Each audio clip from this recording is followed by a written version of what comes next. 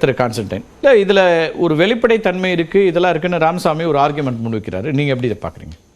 நான் இந்த தீர்ப்பு வந்த அன்னைக்கு வந்த 1 மணி நேரத்தில் இதே நியூஸ் 18 விவாதம் நடத்தப்பட்ட போது நான் சொன்னேன், திஸ் ஜட்ஜ்மெண்ட் ஹேஸ் 0 எஃபெக்ட். இந்த நிமிஷம் வரைக்கும் சொன்னீங்க. அதே தான் நான் சொன்னதான் 0 எஃபெக்ட் தான். என்ன நடந்திருக்கு? கொடுத்துருக்காரான், கொடுக்கல, எனக்கு தெரியும், கொடுக்க மாட்டாங்கன்னு தெரியும். அதனால தான் நான் உங்ககிட்ட அதே நீதிமன்றம் டெட்லைன் ஃபிக்ஸ் பண்ணுது, இன்னைக்கு தான் ஃபிக்ஸ் பண்ணுது. அப்ப அந்த ஜட்ஜ்மெண்ட் நல்ல ஜட்ஜ்மெண்ட் ஆயிடுச்சு இல்ல? அதோட தொடர்ச்சி தானே அது. அதான் சொல்றேன், அந்த ஜட்ஜ்மெண்ட் வேலை நடக்கலங்கறேன்.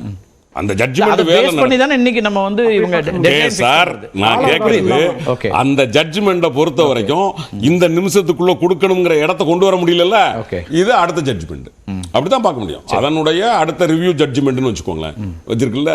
அப்ப அது 0 எஃபெக்ட் முடிஞ்சுதா? இன்னொன்னு, சகோதரர் பேசும்போது 44,000 ஒண்ணும் இல்ல, 22,217 ரைட். இதுல வந்து 84% நீங்க வந்து எதை கொடுத்துருக்கீங்க? கோடி ரூபாய் தான் கொடுத்துருக்கீங்க. எதுவுமே வந்து 10,000 5,000 இல்ல. அப்ப இதுல கம்பேர் பண்ண வேண்டியது என்ன இருக்கு? 1 to 100, இந்த 100 கோடி ரூபாய் வாங்கியிருக்கிறது யாரு?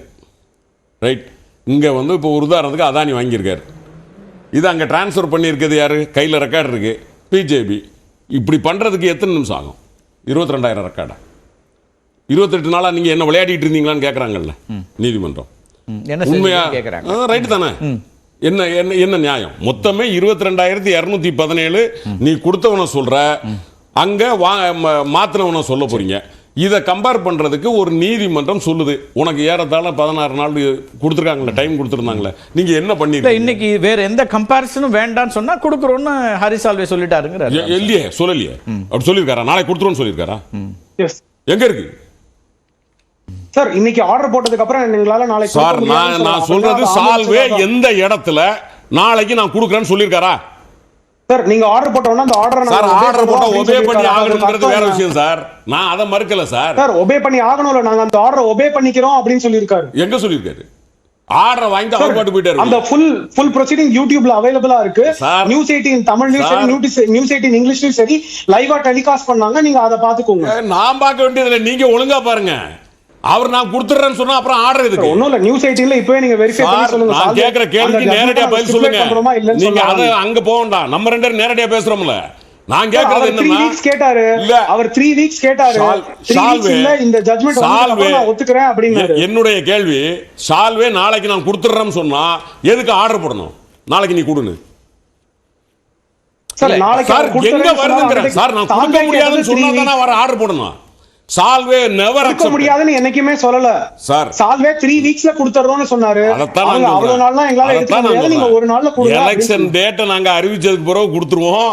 அதனால பிஜேபி காப்பாற்றப்பட்டுரும், அந்த நோக்கம் நிறைவேறிடும். சார், காப்பாற்றப்படும், மக்கள் வாக்களிக்கிறது அதை தாண்டி தானே. திரும்ப 6,500 கோடி வந்த இதுல வந்து இவ்வளவு ஃபண்டா நீங்க வாங்கி வச்சிருக்கீங்க, கொடுத்துட்டு போக வேண்டியதானே? அவங்களுக்கு என்ன நிமிஷம்? எத்தனை நிமிஷம்? 22,000 ரெக்கார்டை கம்பேர் பண்றதுக்கு எத்தனை நிமிஷம் ஆயிரும்? 22,000 ரெக்கார்டையும் 22,000 பேர் வாங்கல. அத நல்லா ஞாபகத்துல வச்சுக்கோங்க. அப்போ டிஸ்ட்ரிக்ட் கலெக்டர்ஸ் வந்து ஈடி வேற என்ன தயக்கம் இருக்க முடியும்ன்றீங்க சார்? அவங்க வங்கியில கொடுக்க முடியாது, நேரம் வேணும் அப்படினு ஒரு ஆர்குமென்ட் முன்வைக்கிறாங்க. வங்கிக்கு என்ன வேற என்ன நோக்கம் இருக்கு? ரெண்டே point sir. Clause 7(4) of election bond சேஸ் என்ன சொல்லுது? எப்ப நீங்க வந்து இத இதா வச்சிருக்கணும், சீக்ரெட்டா வச்சிருக்கணும்.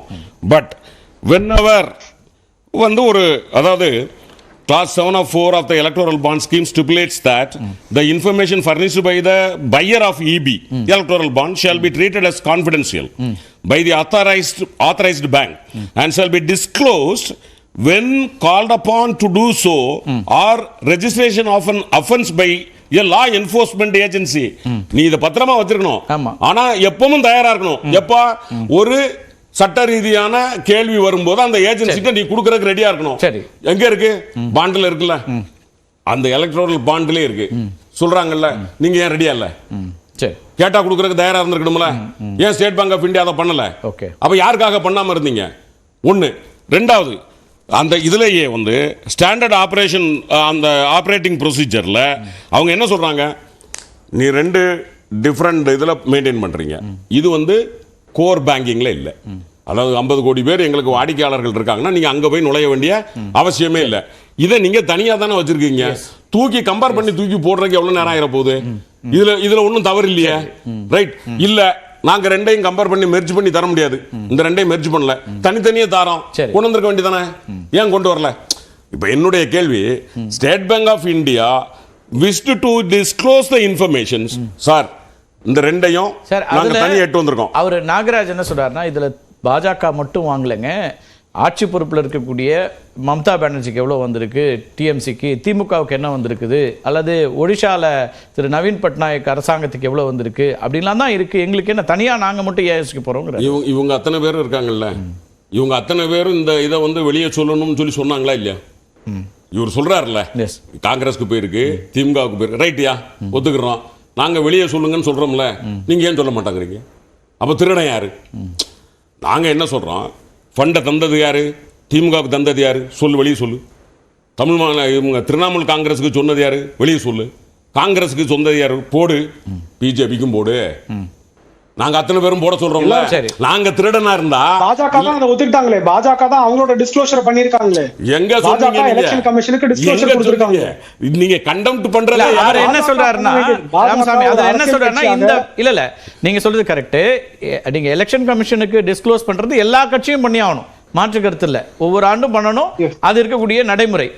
அப்புறம் நீங்க சொசைட்டியா இருக்குன்னா, அது ஐடி ஆக்ட்ல இருக்குன்னா, இன்கம் டாக்ஸ்ல இருந்து எல்லாத்துக்குமா ஃபைல் பண்ண வேண்டியிருக்கும், அதுவும் நடைமுறை, வெளிப்படையா இருக்கக்கூடிய, அது யாரும் எதுவும் மறைக்க முடியாது, இதெல்லாம் ஒயிட்ல நடக்குது.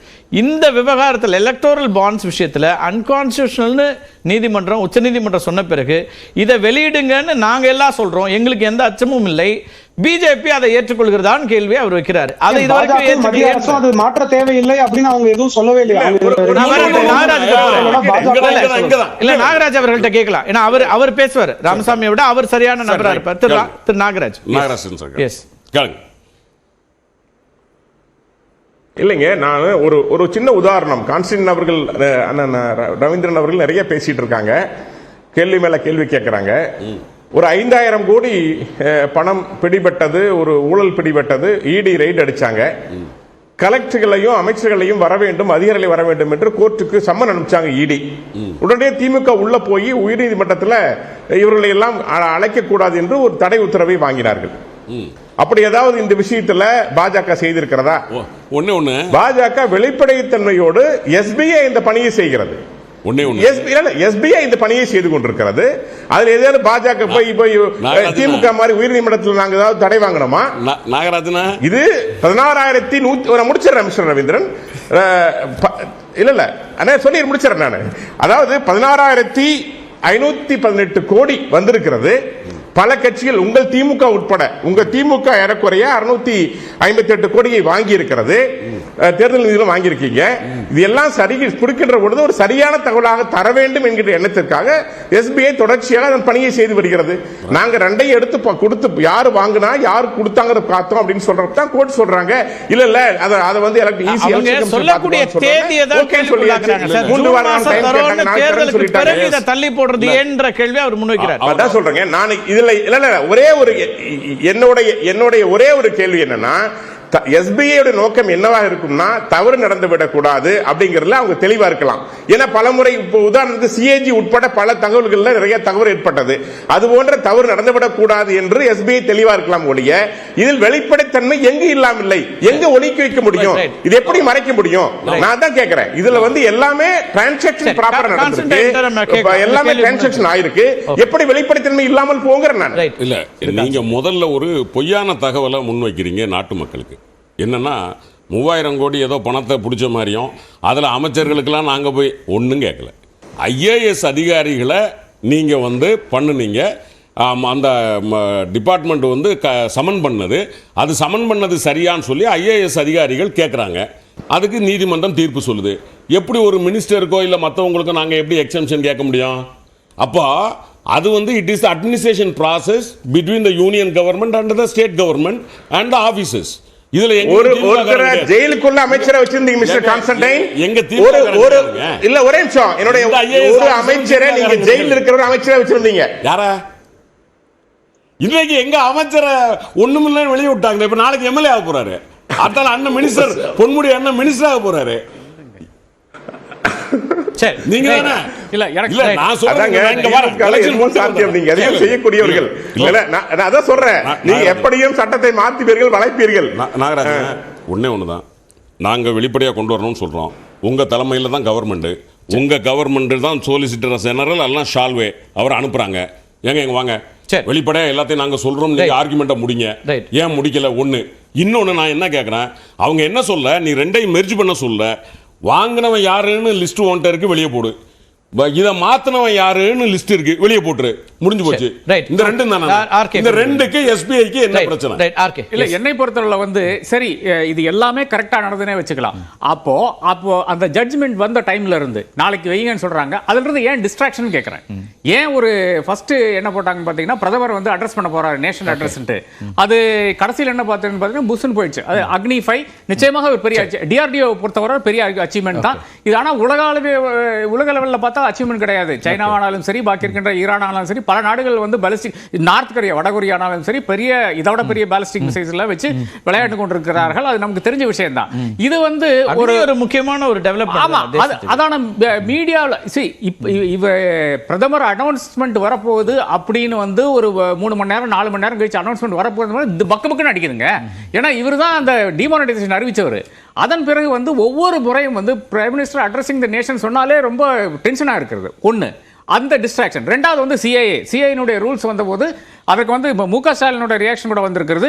தேர்தலில் அனைத்து அஸ்திரங்களும் எடுபடாம போன நிலையில் வந்து குடியுரிமை திருத்த சட்டத்தை அமல்படுத்த அடுமை மூலமாக கரையேற முயற்சிக்கிறார் பிரதமர் மோடி அப்படின்னு சொல்றாரு. அதாவது தேர்தல் நேரத்தில் வந்து இது கொண்டு வர வேண்டிய அவசியம் வேண்டாம். நீங்க வந்து 2015 இருந்து அவங்களுடைய தேர்தல் வாக்குறுதியில சொன்னது அப்படிங்கிறாங்க அவங்க. 2015 நீங்க ஆரம்பிச்ச இந்த ப்ராசஸ், அது வந்து தேர்தலுக்கு ஒரு சில வாரங்கள் இருக்கும் போது மட்டும் அதனுடைய ரூல்ஸ் அறிவிக்க வேண்டிய காரணம் என்ன என்ற அந்த கேள்வி வருகிறது. அப்போ இந்த இந்தியா இப்போ இந்த சுப்ரீம் கோர்ட்டினுடைய ஜட்ஜ்மெண்ட் வந்து ஒரு செட்பேக்கா பார்க்குறாங்க. அதில் இருந்து திசை திருப்புவதற்காக ஃபர்ஸ்ட் வந்து பிரதமருடைய அட்ரஸ்ங்கிறாங்க. மீடியா ஃபுல்லாக டிஸ்கஸ் பண்ணுது. ஒரு 40 நிமிஷம் நான் ஒரு டிவி சேனலில் பார்த்துட்டு இருந்தேன். என்ன சொல்ல போறாரு இந்த டென்ஷன் தான். டென்ஷனை ஏற்றி கடைசியில் வந்து இந்த மாதிரி அக்னிஃபைன்ங்கிற. அதன் பிறகு தான் இந்த சிஏனுடைய உச்சநீதிமன்றத்தினுடைய இன்றைய தீர்ப்பிலிருந்து வேறு விதமாக மடைமாற்றுவதற்கான அறிவிப்புகளை அதெல்லாம் பார்க்குறோம். ஆமா, அதுதான் முக ஸ்டாலின் சொல்றாரு தன்னுடைய அறிக்கையில். சிஏனுடைய கிரிட்டிசிசத்தில் சொல்றாரு.